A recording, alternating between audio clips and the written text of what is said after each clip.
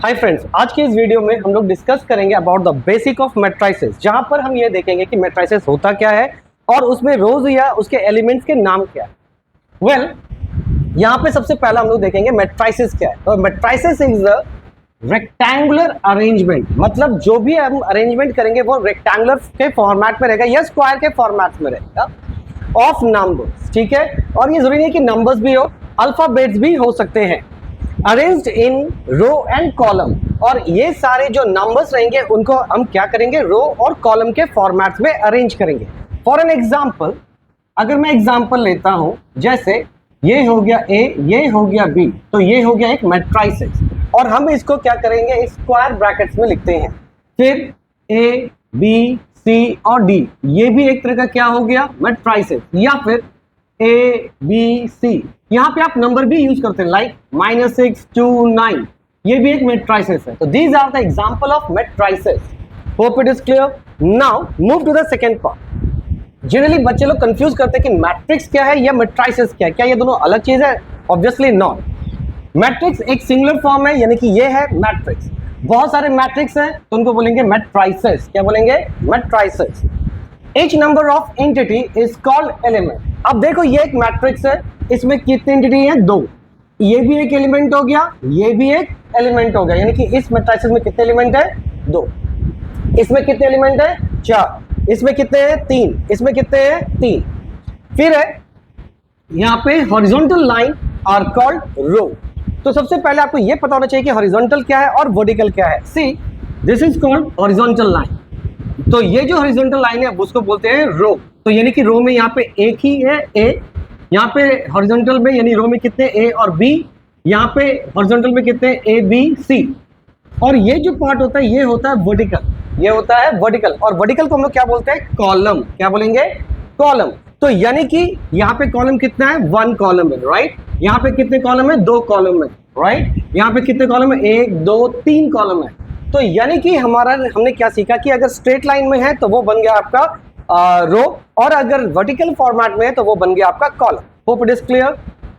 तो अब क्वेश्चन बचता है कि हम मैट्रिसेस को रिप्रेजेंट क्या करें। एक तो है स्क्वायर मेथड, जो कि डायग्रामेटिकली मेथड भी कह सकते हैं, लेकिन अगर आपको एक थ्योरी पार्ट में लिखना है तो आप कैसे लिखेंगे? तो जनरली रिप्रेजेंटेशन ऑफ मैट्रिसेस को हम लोग क्या बोलते हैं? ऑर्डर ऑफ मैट्रिसेस बोलते हैं, यानी कि दिस वे। और ऑर्डर ऑफ मैट्रिसेस हम लिखते कैसे हैं? A M N. Basically m क्या रिप्रेजेंट करता है? रो को, और n क्या रिप्रेजेंट करता है? कॉलम को। यहाँ पे हम एक एग्जांपल लेते हैं। मान लीजिए आपके पास एक मैट्रिसेस है a 3 मल्टीप्लाई बाई 2। इसका मतलब ये है कि आपके पास एक ऐसा मैट्रिसेस है जिसमें रो कितना है? 3 और कॉलम कितना है? 2। यानी कि हम इसको इस फॉर्म में लिख सकते हैं 1 2 3 4 5 6। ये नंबर कुछ भी हो सकते हैं, मैंने जस्ट एक पैटर्न में ले लिया, पर आप कुछ भी ले सकते हैं। यहाँ पे आप 10 भी ले सकते हैं, व्हाटएवर। ठीक है, तो यानी कि यहाँ पे क्या है? 3 रो है। तो रो मीन्स क्या था? Horizontal part. तो देखिए, row 1, this is row 2 and this is row 3। और कॉलम की बात करें तो this is column 1 and this is column 2। तो बार बार हम इतना तो नहीं लिखेंगे, इसीलिए there is a proper representation for this matrices which is this way. Hope it is clear. तो अगर यहाँ पर हम बोलते हैं कि एलिमेंट ऑफ मैट्रिसेस क्या है, तो इसका जो एलिमेंट है वो कौन कौन है? 1 है, 2 है, 3 है, 10 5 6। इसको हम लोग एंटिटी से भी बोल रहे हैं यहाँ पे। वेल, नंबर ऑफ एलिमेंट अगर आपको फाइंड करना है तो बेसिकली नंबर ऑफ एलिमेंट क्या है? आप number of row into number of column कर दीजिए, आपको टोटल एलिमेंट्स या एंटिटी मिल जाएंगे किसी भी मैट्रिसेस के। लाइक यहाँ पे आप देखो कितने हैं? 3 2 6 हो रहा है, और यहाँ पे एलिमेंट कितने हो गए? 1 2 3 4 5 6। Hope it is clear. तो जब भी आपको किसी भी नंबर में या किसी भी मैट्रिसेस में आपको नंबर ऑफ एलिमेंट फाइंड करने हैं, बस आपको क्या करना है? Number of column into number of row कर दीजिए, you will get the total number of elements. Now move to the type of matrices, क्योंकि टाइप ऑफ मैट्रिसेस में सबसे पहला जो आता है वो है रो मैट्रिसेस। रो मैट्रिसेस क्या है? वैसा मैट्रिसेस जिसमें सिर्फ क्या रहेगा? रो रहेगा। रो क्या था? जो हॉरिजॉन्टल पार्ट थे, राइट। एग्जांपल हम लोग लेते हैं, मान लिया एक मैट्रिसेस है A, इसमें कितने हैं? मान लिया 2 3, सिर्फ रो है। ठीक है, अच्छा यहाँ पे हम लोग क्या बोल रहे हैं? सिर्फ रो रहेगा, right. This is row, okay fine. तो यहाँ पर आपका फिर लेते हैं B, एक और मैट्रिसेस लेते हैं, मान लिया 2 3 9 and so on. Means what you have observed over here, सिर्फ और सिर्फ क्या रहेगा, रो रहेगा। और अगर हम इसको ऑर्डर में लिखे तो ऑर्डर में क्या रहता है, रो इनटू कॉलम, राइट। तो यहां पर आपका क्या हुआ, देखिए सपोज इसका मैं ऑर्डर लिखूं, ठीक है, ऑर्डर ऑफ ए, तो ए क्या होगा, रो तो 1 है, तो 1 इंटू कितने कॉलम है, 2, तो इसका ऑर्डर हो गया 1 इंटू 2। अगर मैं इसका ऑर्डर लिखूं तो यहाँ पे कितने रो है, 1, और कॉलम कितना, 1 2 3। Hope it is clear. तो ये हो गया आपका रो मैट्रिसेस, जहां पे सिर्फ और सिर्फ क्या रहेगा, रो रहेगा। While talking to the column matrices, जहां पर सिर्फ क्या रहेगा, हमारा कॉलम ही रहेगा, रो कुछ नहीं रहेगा। मतलब क्या है, जैसे फॉर एग्जाम्पल 4 5 6, ये हो गया हमारा एक कॉलम मैट्रिसेस। मान लिया ये है x, फिर ले रहे हैं y, जिसमें सिर्फ 2 एलिमेंट लिखते हैं 2 और 3। अब देखो सिर्फ और सिर्फ क्या है, कॉलम में, सिर्फ क्या है, कॉलम में, ठीक है। तो ये हो गया आपका क्या, कॉलम मैट्रिसेस। यहाँ पे एक भी रो नहीं है। रो मींस आपका एक, अगर ये बात करें तो रो आपका कितना हो गया। तो यहाँ पर क्या हुआ, अगर हम इसके ऑर्डर की बात करें तो यहाँ पे क्या होगा, रो कितना है, 1 2 3, तो 3 रो हो गया और कॉलम 1। तो यहाँ पे हमने क्या बताया, मैट्रिसेस कंटेनिंग ओनली 1 कॉलम। तो देखिए कॉलम क्या है, 1। सिमिलरली यहाँ भी क्या होगा, y, यहाँ पे आपका रो कितना है, 2, और कॉलम कितना है, 1। तो ये हो गया इसका ऑर्डर ऑफ मैट्रिसेस। अगर हम बात करते हैं स्क्वायर मैट्रिसेस की, तो यहाँ पे contain equal number of row and equal number of column. For an example हम लेते हैं, मान लिया कि आपके पास क्या है, P एक मैट्रिसेस है, यहाँ पे A B C और D। तो आप देखिए यहाँ पे इसका ऑर्डर क्या है, रो भी 2 है, दिस वन रो, और कॉलम भी कितना है, 2 है, इसलिए 2 इंटू 2, इसलिए इसको क्या बोलेंगे, स्क्वायर मैट्रिसेस। फिर और एक एग्जांपल लेते हैं, 4 9 3 7 2 1 0 2 6। यहाँ पे रो कितना है, रो 1 रो 2 रो 3, कॉलम 1 कॉलम 2 कॉलम 3। तो मान लिया ये क्या है, Q, तो Q का मैट्रिसेस क्या हो गया, 3 into 3। Hope it is clear. This is all about column matrices and square matrices and row matrices. Now अब आ रहे हैं टाइप का, आगे चलते हैं, और यहाँ पे आता है सबसे पहले क्या, फिर रेक्टेंगुलर मैट्रिसेस। सी मैट्रिसेस जहाँ पे नंबर ऑफ कॉलम और number of row are not equal.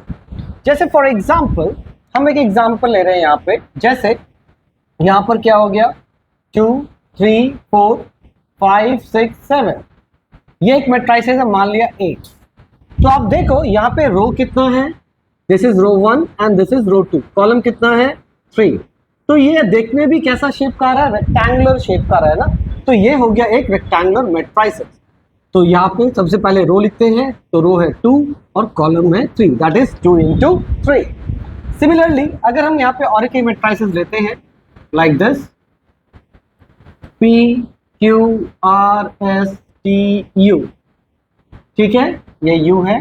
तो आप देखो यहाँ पे रो कितने हैं, 3 है, रो 1 रो 2 रो 3, तो ये हो गया 3, और कॉलम कितना है, कॉलम 1 एंड कॉलम 2। तो ये हो गया आपका आगे रेक्टेंगुलर मैट्रिसेस।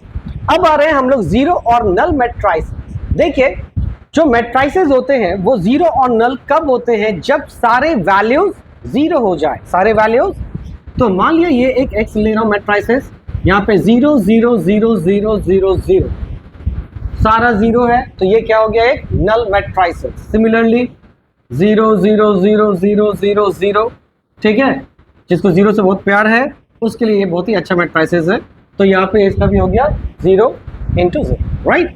तो अगर मैं इसका ऑर्डर लिखूँ तो रो कितना है यहाँ पे, 3, कॉलम कितना है, 2, तो x 3 इंटू 2। और यहाँ पे अगर मैं ऑर्डर लिखूँ तो क्या हो जाएगा, देखिए रो भी 3 है, कॉलम भी 3 है, यानी कि 3 into 3। Now move to the diagonal matrices. See diagonal matrices हमेशा एक स्क्वायर मैट्रिसेस होगा, मतलब नंबर ऑफ रो और नंबर ऑफ कॉलम हमेशा सेम होगा। लेकिन ये ध्यान रखना है कि जो डायगोनल वाले पार्ट है, डायगोनल क्या होता है, जैसे आप एक स्क्वायर को समझिए, या फिर यहाँ पे देखिए ये जो अपोजिट वर्टिसेस को टच करता है उसको क्या बोलते हैं, डायगोनल बोलते हैं। क्या बोलते हैं, डायगोनल। तो यहाँ भी आपको क्या करना है, मान लिया एक एलिमेंट है x या फिर एक मैट्रिसेस है x, जहाँ पे 2 3 4 है और यहाँ पे बाकी के लिए 0 0 0 0 0, तो सिर्फ डायगोनल में एलिमेंट है और ये स्क्वायर भी है, तब ये हो जाएगा डायगोनल मैट्रिसेस। तो इसका ऑर्डर कितना हो जाएगा? तो देखिए 0 से ऑर्डर का कोई रिलेशन नहीं है, राइट? तो यहाँ पे आपका ऑर्डर हो जाएगा 3 रो है 3 कॉलम है, तो ये बन गया ऑटोमेटिक 3 into 3। सिमिलरली आप एक और एग्जाम्पल लेते हैं। मान लिया आपके पास है एक Z मैट्रिसेस, यहाँ पे है A 0 B 0, वापस से डायगोनल में वैल्यूज है, तो ये बन गया एक डायगोनल मैट्रिसेस और साथ में क्या है यहाँ पर स्क्वायर भी फॉर्मेट्स है, राइट? स्क्वायर भी है, तो ये हो गया आपका डायगोनल, तो ये हो गया 2 into 2 ऑर्डर, राइट?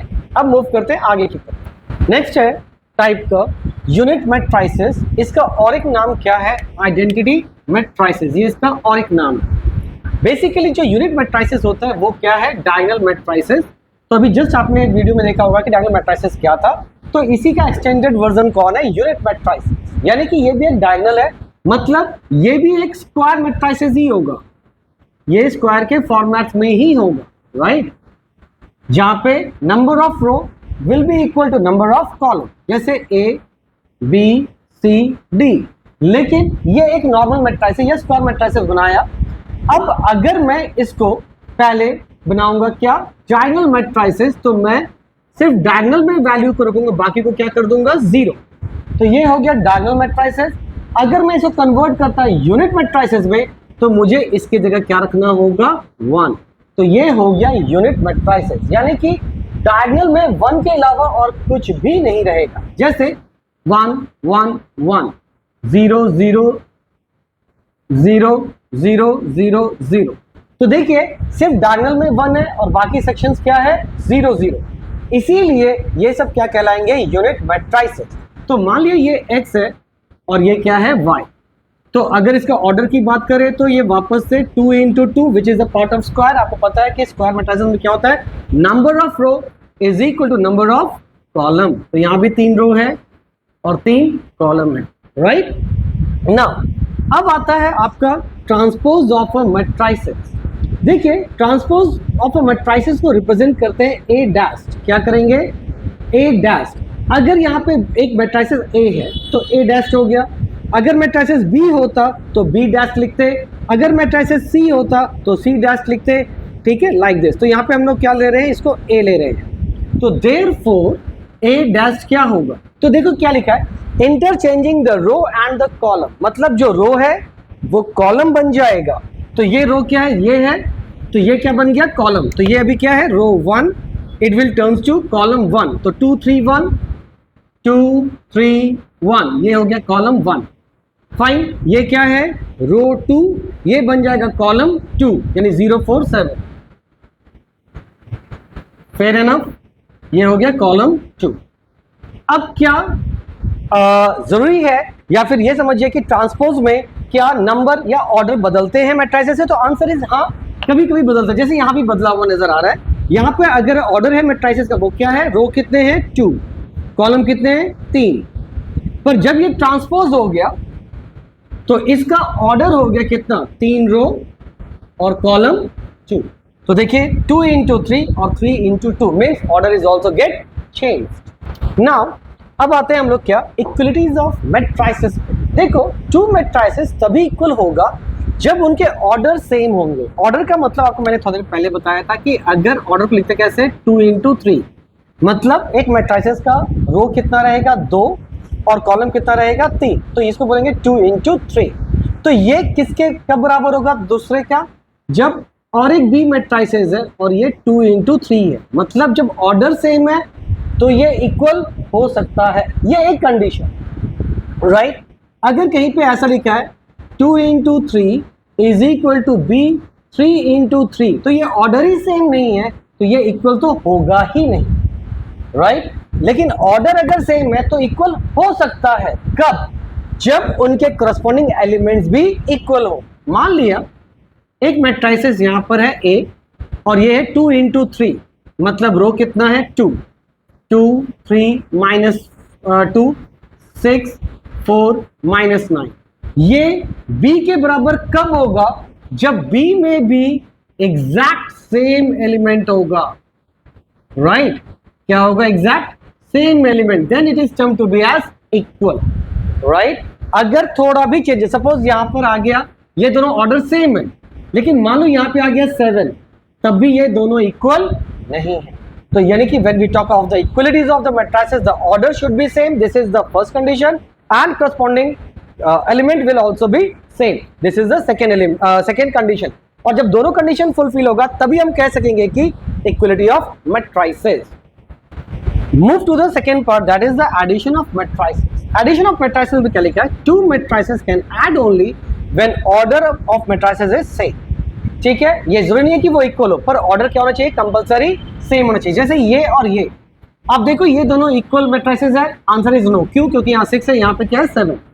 तो ये दोनों इक्वल नहीं है, पर इनके दोनों के ऑर्डर सेम है, 2 into 3 एंड 2 into 3, तो दिस कैन बी एडेड। तो सपोज मैं इन दोनों को ऐड करता हूं, यानी कि a प्लस बी, इनको मैं ऐड करूंगा। तो जब ऐड करूंगा तो पहले इन मैट्रिसेस को यहाँ पे ऐड के फॉर्मेट में लिखेंगे। ठीक है, हमने लिख दिया, और साथ में यहां भी है 2 3 -2 7 4 -2।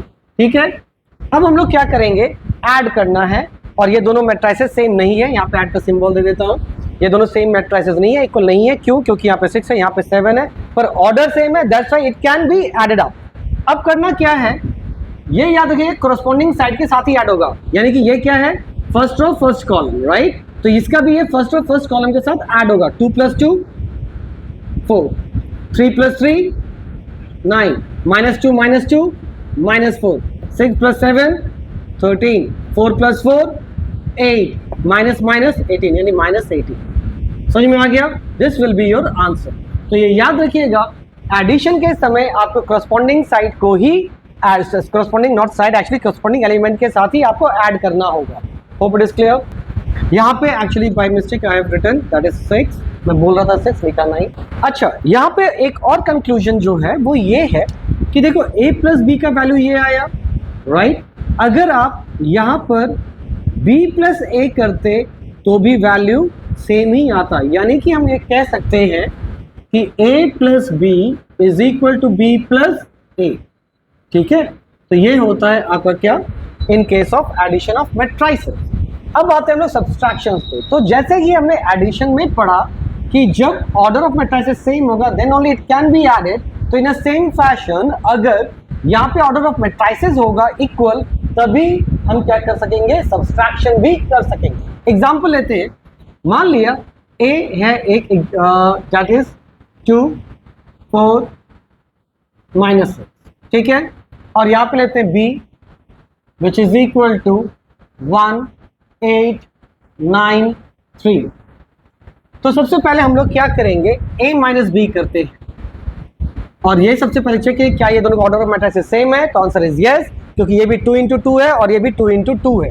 तो जब ऑर्डर ऑफ मैट्रिसेस सेम है तो वी कैन सब्सट्रैक्ट। तो a - b, तो मैंने यहाँ पे क्या किया था? कॉरस्पॉन्डिंग साइड को ऐड किया था, वैसे यहाँ पे हम कॉरस्पॉन्डिंग साइड को क्या करेंगे? सब्सट्रैक्ट करेंगे। तो 2 - 1, क्योंकि इसका फर्स्ट रो फर्स्ट कॉलम 2 है, इसका फर्स्ट रो फर्स्ट कॉलम 1।